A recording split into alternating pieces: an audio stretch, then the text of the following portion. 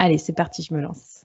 Alors, bonjour et bienvenue à toutes et à tous sur ce nouvel épisode du Board. Aujourd'hui dans le Board, j'accueille Élise Fabing. Bonjour Élise. Bonjour Flavie.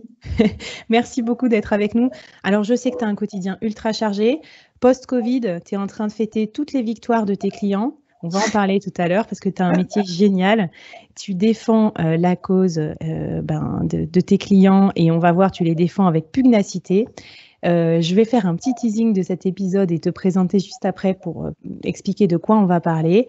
Juste avant, je vous rappelle le principe du board. Donc, le board, c'est un board virtuel composé de super experts et dirigeants qui viennent à mon micro et qui viennent nous parler d'une de leur expertise, d'un propos, de quelque chose qui va pouvoir vous inspirer dans le business, que vous soyez dirigeant, manager, cadre, entrepreneur ou que vous ayez des projets à porter. C'est vrai que quand on décide dans le business, on ne peut pas toujours tout savoir, on n'est pas expert sur tout. Et du coup, c'est pour ça que je choisis des super invités qui viennent avec nous partager leur science et leur inspiration business. Alors aujourd'hui, je suis très heureuse et honorée de t'avoir à mon micro, Élise. Donc, tu vas nous parler d'un sujet, de grande actualité, qui est on va dire la gestion de carrière, mais aussi la gestion du départ des cadres dirigeants quand ils sont dans une entreprise. On parle de départ conflictuel notamment. Oui, conflictuel ou amiable, hein, parce que je vais en parler, mais il y a des moments aussi où on peut avoir envie de partir. C'est pas forcément conflictuel. Et j'ai quand même 85%, j'ai fait un petit calcul pour toi, un petit ratio dans mes dossiers d'issue amiable. Donc, alors, quand il y a issue amiable, ça ne veut pas dire que c'était pas conflictuel, hein, attention, mais c'est à relativiser Ouais, d'accord. Alors du coup, vous nous écouterez et vous serez passionnés pour plusieurs raisons sur cet épisode. Soit parce que vous êtes un cadre et vous avez envie de partir de votre boîte et vous vous demandez comment. Peut-être que vous vous ennuyez, vous êtes en bore-out, ou vous êtes en burn-out, au contraire, vous êtes ultra sollicité, etc. Et vous voulez préserver vos intérêts de la meilleure des façons possibles et donc faire appel au conseil et à l'expertise d'Élise. Ou bien vous êtes un employeur, vous êtes un dirigeant d'entreprise et vous voulez savoir un peu qu'est-ce qui se passe en cas de négociation et comment on fait pour garder et préserver ses talents, surtout dans le monde du travail actuel et quelles vont être les tendances des mois à venir. Voilà. Et puis tout simplement vous intéresser peut-être à son parcours aussi d'entrepreneuse de talent. Donc sans plus attendre, je vous parle un petit peu de quelques-unes de ses accréditations à notre chère Élise. Donc Élise est avocate au barreau de Paris. Elle est cofondatrice du cabinet d'avocats Alchemist, donc un super cabinet, on va en parler tout à l'heure, créatrice de LegalTech. C'est une entrepreneuse au sens où elle s'inspire notamment des conseils de ses clients pour essayer de faire croître son entreprise dans un domaine pourtant réglementé et un peu particulier. Tu as été aussi illustrée parmi les 30 avocats les plus puissants de France dans le classement GQ 2019. Donc, c'est pas rien. Et également, relève du barreau 2020 par le magazine des décideurs, prix de l'innovation de la relation client du village de la justice en 2019, etc., etc. J'ai pas assez de tout le podcast pour parler de tes accomplissements, Élise, et je veux pas intimider nos auditeurs et nos auditrices, donc je te propose de nous parler quand même de ton parcours rapidement et qu'on rentre tout de suite dans le vif du sujet. Comment bien se protéger quand on est cadre dirigeant et bien assurer et protéger son départ. Alors Élise, raconte-nous un petit peu qu'est-ce qui se cache et quel a été ton parcours pour arriver à toutes ces distinctions. Alors, moi, j'ai un parcours assez éclectique parce que j'ai d'abord été en classe musicale tout le temps. J'étais prof de musique. J'étais un petit peu, je fais un peu de politique. Et puis, parallèlement à tout ça, j'ai fait des études de droit que j'ai adorées. C'était vraiment mon truc. Puis, j'ai été collaboratrice dans un premier cabinet. J'ai découvert le droit du travail. Ça m'a passionnée.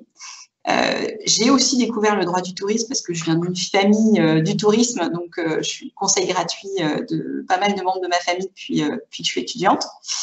Et je suis devenue associée assez tôt, au bout de 4 ans d'exercice dans le cabinet dans lequel j'étais. Donc, c'était cool. Et j'ai créé Alchemist, 4 ans après. Voilà, avec Alice Goutner, qui était déjà mon associée dans mon précédent cabinet. Et on a beaucoup de chance parce que ça s'est très bien passé. Et j'ai découvert qu'en plus d'adorer mon métier passionnant, j'aimais construire une entreprise. Alors, justement, tu vois, ce podcast et ces vidéos, je ne sais pas si vous nous écoutez ou vous nous regardez. Sachez qu'on est aussi sur YouTube en vidéo si vous voulez voir nos têtes et les coulisses, les backstage. Du coup, on parle beaucoup avec des dirigeants, des créateurs d'entreprises, etc. Quel genre de dirigeante tu es, toi, Élise? Alors moi, je suis quand même plutôt une apprentie dirigeante parce que je suis avocate. On n'a pas du tout de formation de dirigeant, enfin de gestion d'entreprise pendant nos études. Donc, j'ai vraiment appris sur le tas. Et j'étais dans un précédent cabinet où c'était assez traditionnel, façon d'exercer, d'envisager le métier. Alors, c'était un cabinet génial et j'ai vraiment beaucoup appris.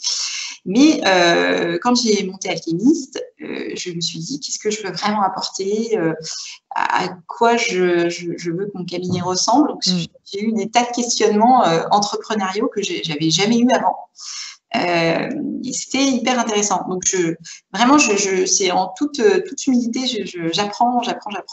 J'ai beaucoup de clients entrepreneurs assez successful qui m'aident, qui m'ont appris à réfléchir autrement, à penser. Mais par exemple, tu vois, j'avais jamais fait de business plan de toute ma vie. Donc, je mais comment on fait ça? Donc, j'adore ta posture. Tu vois, déjà, j'aime beaucoup l'idée que voilà, tes clients, c'est tes business partners. Genre, ils t'aident à faire des choses ou discuter aussi de leur propre business. Enfin, je trouve que j'admire assez ça chez toi et je trouve que c'est une belle approche du business parce que voilà, vous créez après une vraie communauté. Vous n'êtes pas juste là pour un dossier. Alors, ouais, moi, j'aime bien dire qu'au cabinet, il n'y a que des happy end, parce que c'est vrai que j'ai beaucoup de gens qui viennent me voir. Forcément, c'est des périodes compliquées de leur vie où ça va pas bien au boulot, c'est difficile. Et j'apprends beaucoup d'eux. C'est vrai que c'est une période aussi de transformation. Cette phase de négociation de départ qui peut être longue, c'est aussi la période où eux réfléchissent à ce qu'ils vont faire. Il y en a beaucoup qui deviennent entrepreneurs. Et c'est vrai que c'est un peu une communauté parce que j'ai des anciens clients qui bossent ensemble. Ils ont trouvé leur associé chez toi, c'est ça? C'est ça. J'en ai marié quand même. Eh ben, écoute, on va dire à nos auditeurs qui passent une petite annonce. Alors, peut-être pas pour trouver leur future femme ou futur mari, mais peut-être leur futur associé qu'ils n'hésitent pas. Ouais. Parce que tu vois, le principe aussi de ce board, c'est que c'est une business communauté. Donc, j'espère que tu pourras trouver dans nos autres épisodes des idées aussi pour développer encore ton business.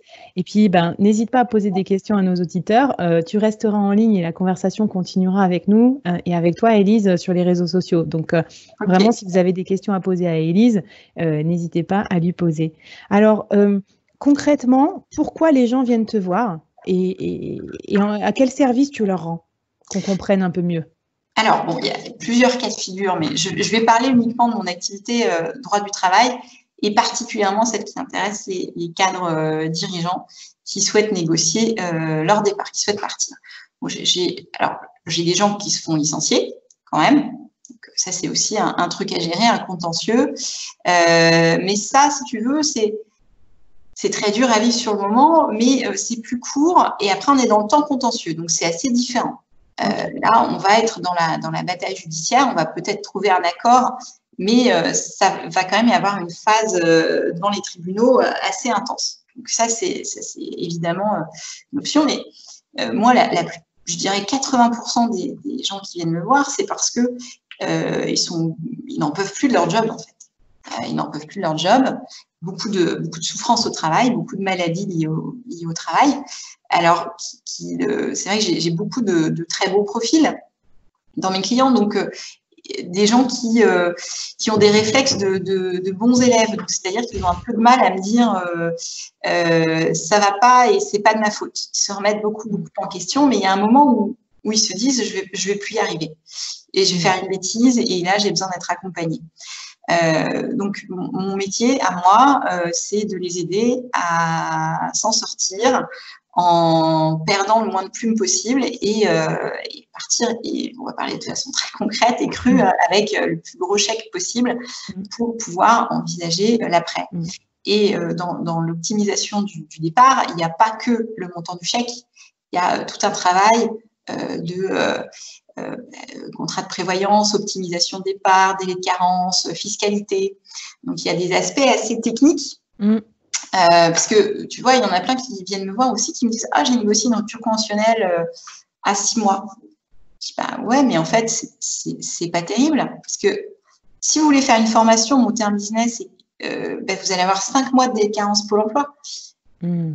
180 jours. Donc, en fait, en cash, vraiment cash, vous allez vous retrouver avec 1 mois. Alors qu'on peut très bien faire autrement. Alors, je vais paraître un peu technique, mais on peut partir sur une indemnité de conciliation sur laquelle il n'y a pas de délai de carence. Et c'est un peu plus de boulot pour l'avocat, mais ça vous fait gagner 5 mois. Donc, il y a des trucs intéressants. Après, sur les très hauts salaires aussi qui dépassent les plafonds d'exonération d'impôts sur les transacts, pareil, on va aller sur des BCO, des indemnités de conciliation.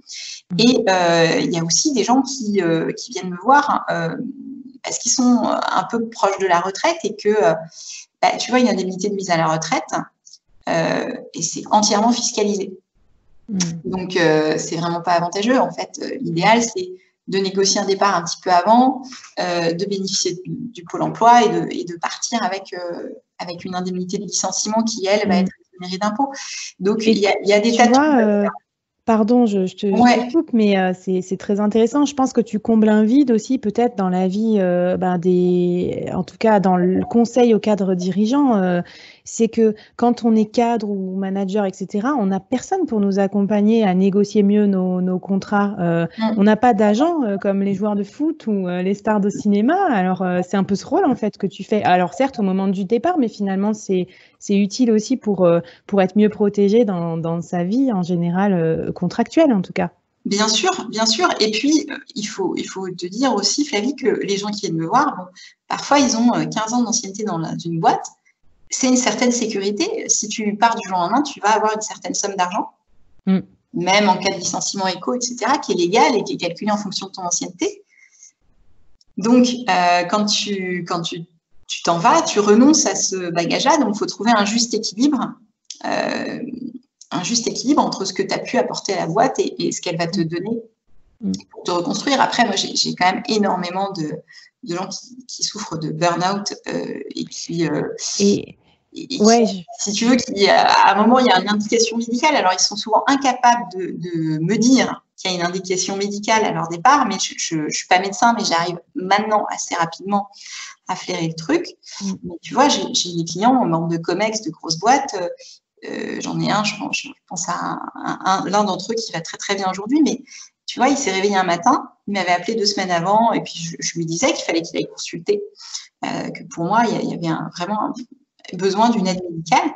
Et en fait, il y a eu un jour, il n'a pas réussi à aller au boulot, il n'a pas réussi à se lever. Ça lui était physiquement impossible.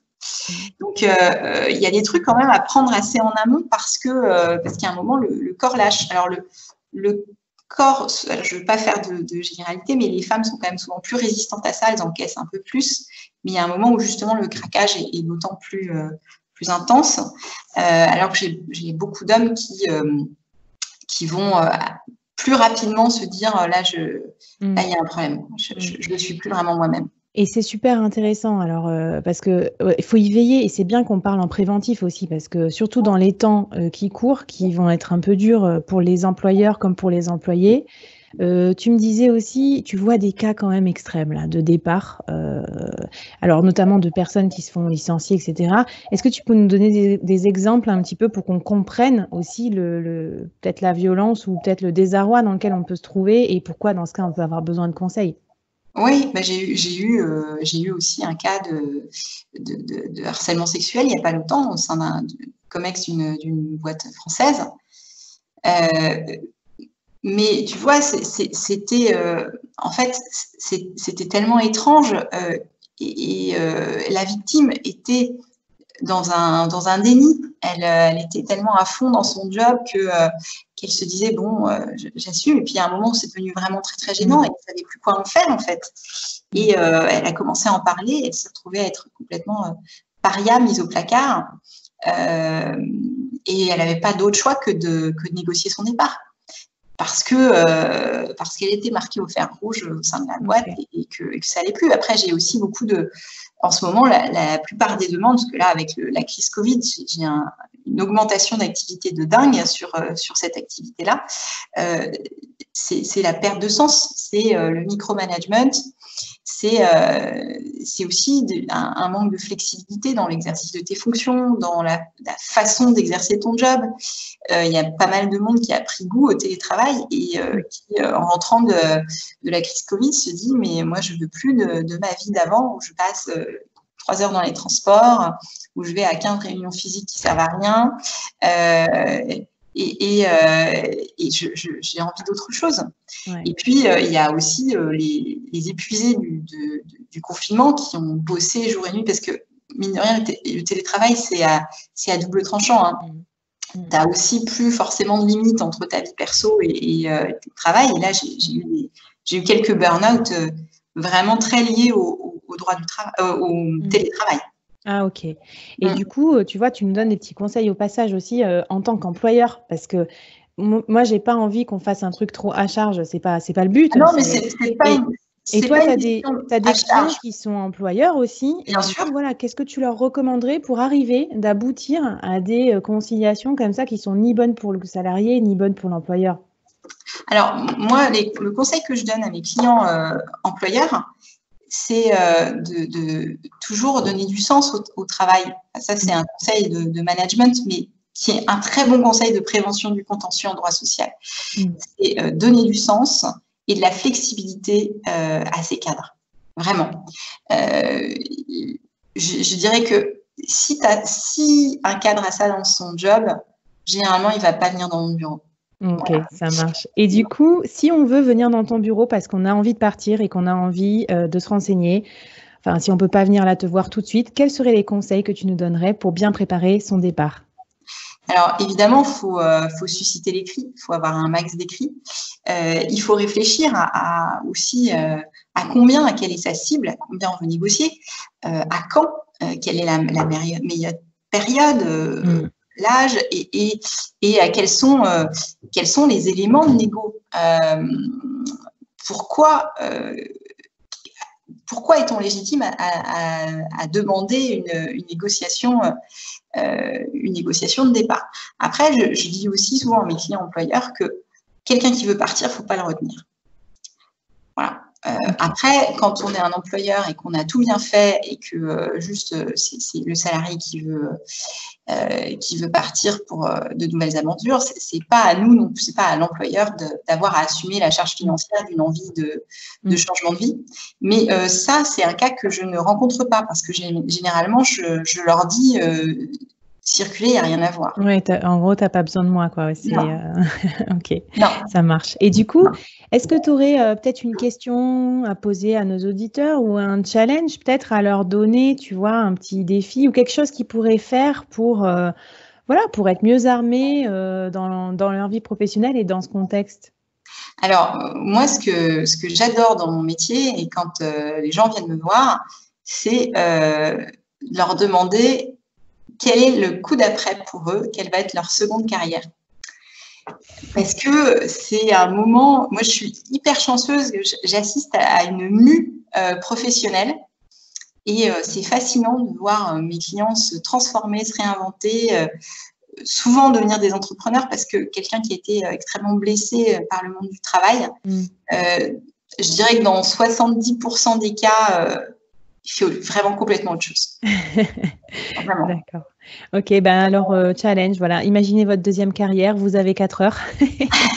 Non, mais c'est top. Et puis, j'aime bien la façon dont tu l'assumes parce que je pense qu'aujourd'hui, c'est clair. Hein, tout le monde sait qu'on va devoir vivre pas mal de reconfiguration de nos propres emplois ou même de nos propres employeurs. Donc, c'est vraiment intéressant de l'approcher de façon proactive. Donc, merci pour ça. Et du coup, toi, dans ta vie d'entrepreneuse, maintenant, si tu nous mets un peu plus, tu nous fais partager un peu plus ton quotidien, tu penses qu'on doit se concentrer sur quoi quand on est dirigeant? Sur quel genre d'activité? Alors, moi, je pense que quand on est dirigeant, la clé, c'est vraiment le recrutement. Vraiment. Avoir une équipe en or, c'est la base. Et on ne fait rien sans les gens et rien sans l'équipe. Et après, c'est réussir à rendre heureux cette équipe-là. Et c'est donner du sens, donner une direction. Et cette direction-là, elle doit être sensée, elle doit être comprise, il doit y avoir une adhésion. Et aussi, je pense que le job du dirigeant, c'est d'être créatif.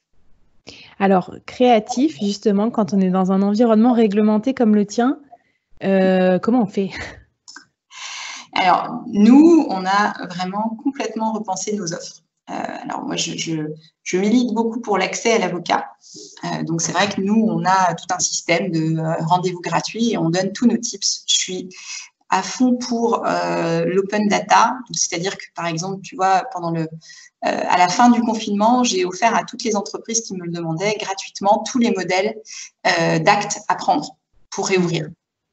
Parce que je trouve ça hyper intéressant. Et hyper intéressant et hyper important que, tu vois, des PME qui n'ont pas forcément les moyens d'avoir accès à ces choses-là et d'avoir recours à un avocat puissent bénéficier d'actes et réouvrir sans prendre des risques contentieux très importants. Donc, évidemment, c'est toujours mieux de faire relire par un avocat, etc. Mais on ne peut pas forcément quand on est entrepreneur et il faut être conscient de cette réalité.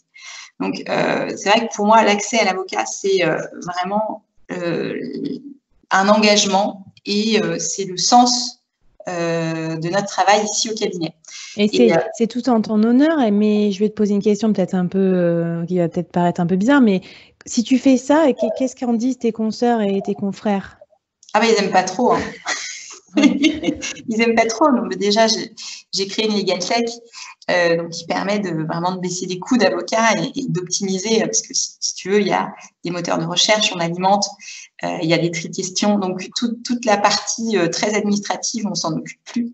Il y a une interface client, etc. Donc ça nous fait gagner beaucoup de temps. Et moi, mon truc, ça a toujours été de me dire que je suis avocate, j'ai une tête plutôt bien faite. Tout ce que je peux déléguer à la techno, je le fais et je ne vois pas pourquoi mon client paierait un temps non qualifié, enfin, si tu veux, pour lequel il n'y aurait pas vraiment besoin de mes compétences à moi.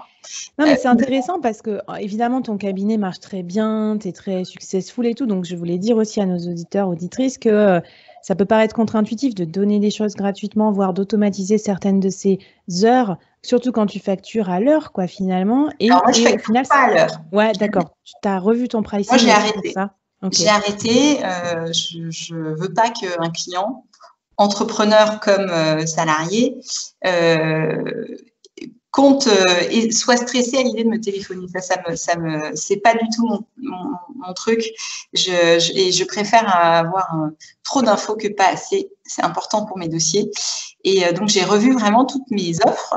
Et ça, c'est grâce aussi à mes clients, entrepreneurs, qui ont fait des grandes écoles de commerce, tout ça, et qui m'ont dit, non, Élise, tu nous as sauvé la vie. Donc là, maintenant, on va t'aider. Hein. Donc, on va faire un petit business plan. Puis là, ton site, ça va pas du tout. On comprend rien. Tu vas te faire un truc. Tu as là une offre. C'est quoi? Comment tu le prices? Avec une projection de trésor, des machins. On fait des trucs de dingue. Hein. Mais c'était super intéressant. C'est génial. J'ai adoré. Et du coup, j'ai beaucoup, beaucoup, beaucoup réfléchi à tout ça. Donc, je suis toujours au forfait.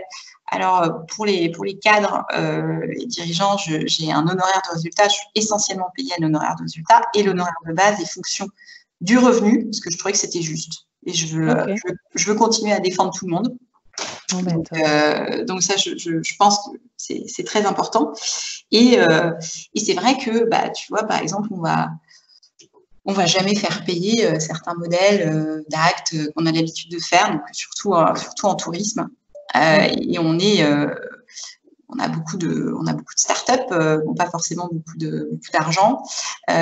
Donc, pour moi, c'est important d'offrir aussi, là, on a fait un truc qui marche super bien, c'est des abonnements illimités. Alors, au début, on a dit, t'es complètement dingue. Proposer des abonnements illimités le moins cher possible à des entrepreneurs, c'est folle. Mais en fait, ça marche super bien. Tu veux dire les clients n'abusent pas trop? Ça va quand même? Eh bien non, parce que, alors déjà, il y a un principe très important, c'est que je choisis mes clients. Je choisis mes clients, j'ai cette chance-là. Je sais que c'est un luxe, mais au cabinet, on prend que des gens sympas. Voilà, c'est la base. Ouais. Et non, mais tu dis, c'est ta promesse aussi, parce que alchimiste, c'est ça. Tu dis que pour que ça se passe bien dans des dossiers aussi douloureux soient-ils, il faut que ça matche entre toi et l'avocat. Moi, j'encourage toujours les gens qui viennent me voir pour ça, pour la partie droit du travail, négociation de départ, à voir d'autres avocats. Parce que c'est très intuitu personnel, il faut se sentir bien. Ça va être long, ça va être douloureux, on va être au téléphone beaucoup, il faut avoir confiance. Et c'est vrai que moi, je pense que j'ai un rôle qui n'est pas uniquement juridique. Je me définis souvent comme une coach juridique. Je me suis beaucoup formée aux techniques de coaching et aux techniques de négociation. Qu'à un moment, il faut être humble, le droit ne suffit pas. Et c'est d'ailleurs pour ça que j'ai créé une offre avec une coach qui est une de mes clientes, qui sait ce que c'est qu'un prud'homme.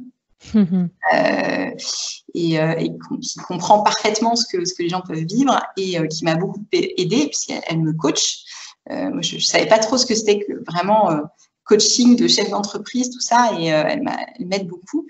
Et donc, avec Émilie Briand, on a créé une offre qui s'appelle En Avant, et on est partenaire et on offre à nos clients une prestation croisée de coaching de carrière et de négociation de départ, contentieux ou amiable. Et en tout cas, franchement, je vous félicite au passage. Et évidemment qu'Émilie viendra aussi nous parler de coaching parce qu'elle a des trucs super intéressants à nous raconter.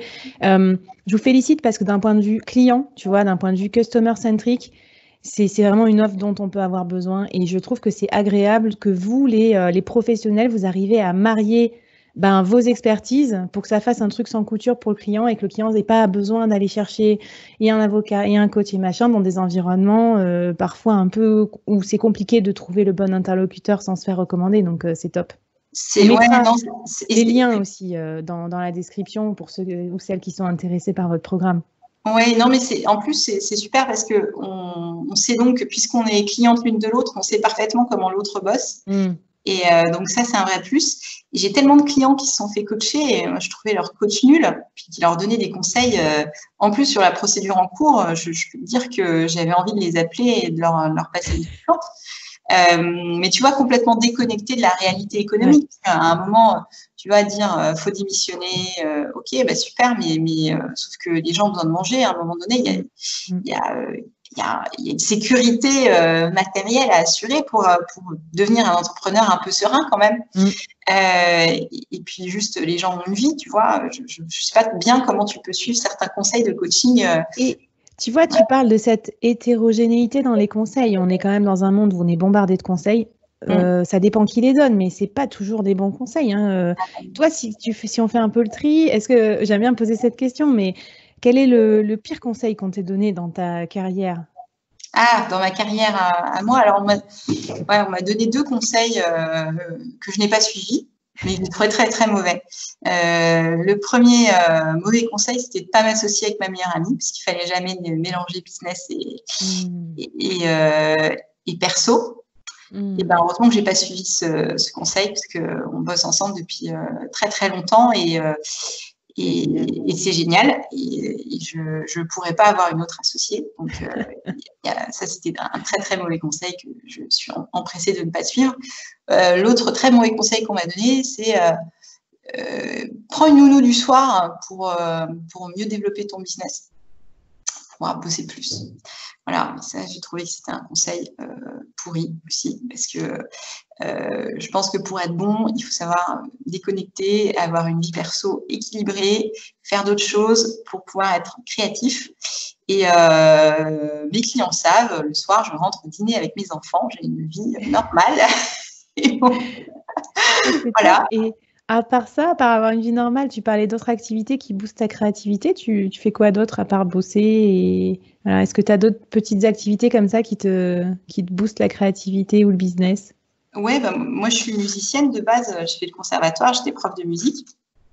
Et alors, ça fait toujours un peu peur quand je dis ça, mais j'ai appris beaucoup plus au conservatoire qu'à la fac. Mais non, mais tu vois, d'un point de vue rigueur, autonomie, travail, gestion du stress, puis même, tu vois, moi, dans mon métier, la plaidoirie, il y a beaucoup beaucoup de respiration, poser sa voix. La performance scénique aussi. En tant que piètre musicienne et piètre élève d'école de musique, je comprends tout à fait la rigueur que ça a pu te donner. Ouais, non. Et puis d'un point de vue créativité, évidemment, ça ouvre plein de perspectives. Et puis, tu apprends très jeune à gérer ton stress et puis à être performant aussi. Alors, c'est compliqué, tu vois. Moi, là, maintenant, en tant que maman, je ne sais pas si je vais inscrire mon fils au conservatoire ou pas. C'est un de mes...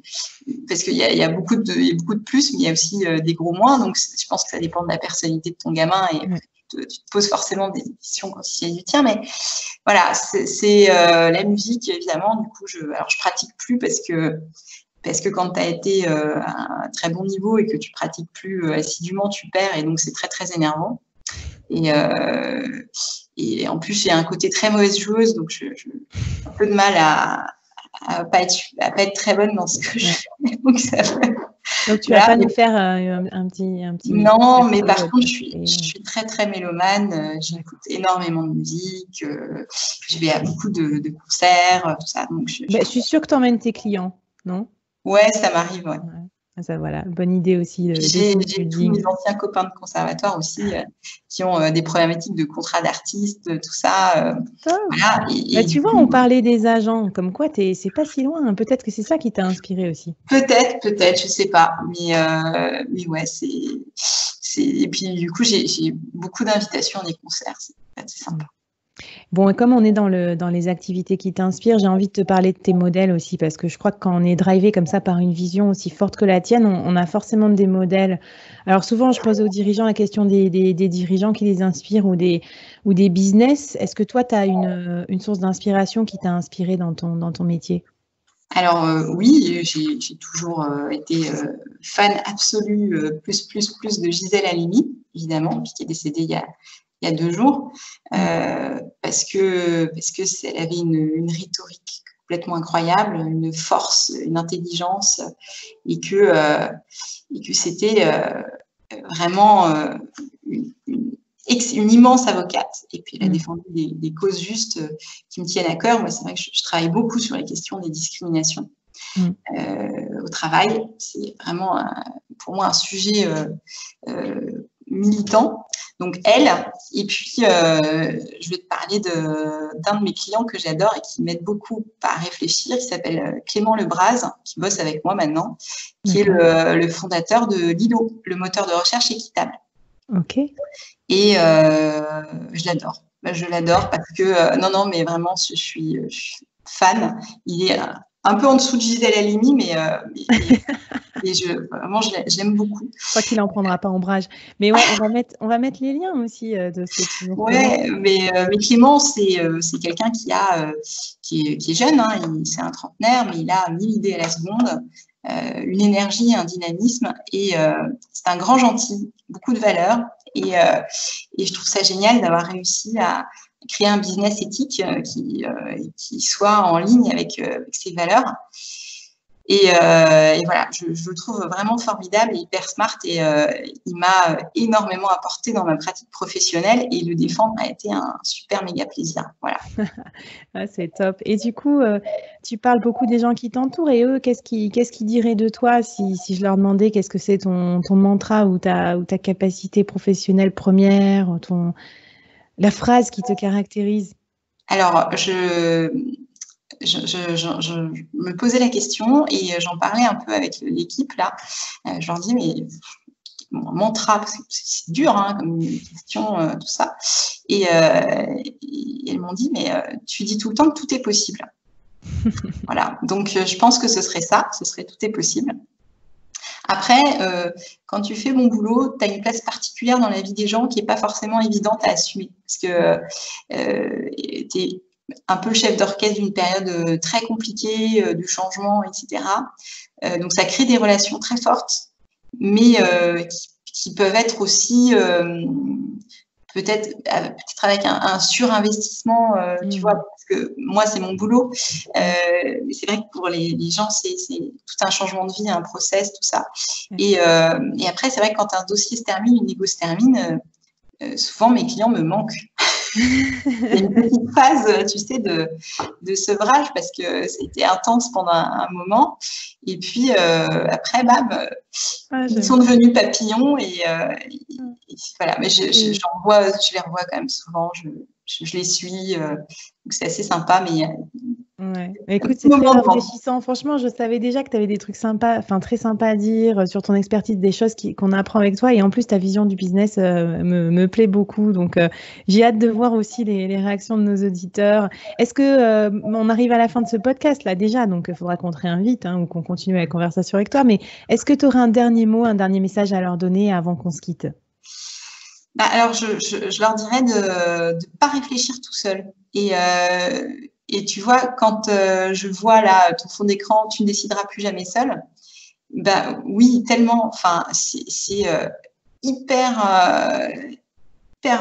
intéressant d'échanger avec d'autres sur des points de vue et de mélanger les professions. C'est vrai que moi, j'échange beaucoup aussi avec des personnes du corps médical j'ai un bon réseau de médecins, psychiatres, etc., qui sont très spécialisés dans les souffrances au travail. Et on s'enrichit les uns les autres. Et ça permet de prendre des décisions éclairées et vraiment meilleures. Et puis, un autre conseil, c'est vraiment de cultiver ces différences parce que quand tu ne rentres pas dans les cases, on a tendance à dire que ça ne va pas marcher.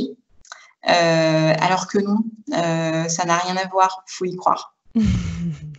Bon, mais c'est génial. Franchement, ça m'a trop remotivée et ça m'a donné plein d'idées aussi pour mon propre business. Donc, je te remercie d'avoir passé ce temps-là avec nous. Avec plaisir. Je laisse tes coordonnées, tes liens, tout ce que les articles que tu as écrits et tout très intéressant, les autres podcasts aussi dans lesquels tu es intervenu, qui sont plus juridiques et tout. Donc, si tu veux en parler, avoir un peu plus de détails sur ton activité. Et puis, Élise, un grand merci. Et surtout, on n'hésite pas à te poser des questions ou à continuer la discussion avec toi. Merci, Élise. Merci à toi, Flavie. À la prochaine. Bye. À bientôt. Au revoir.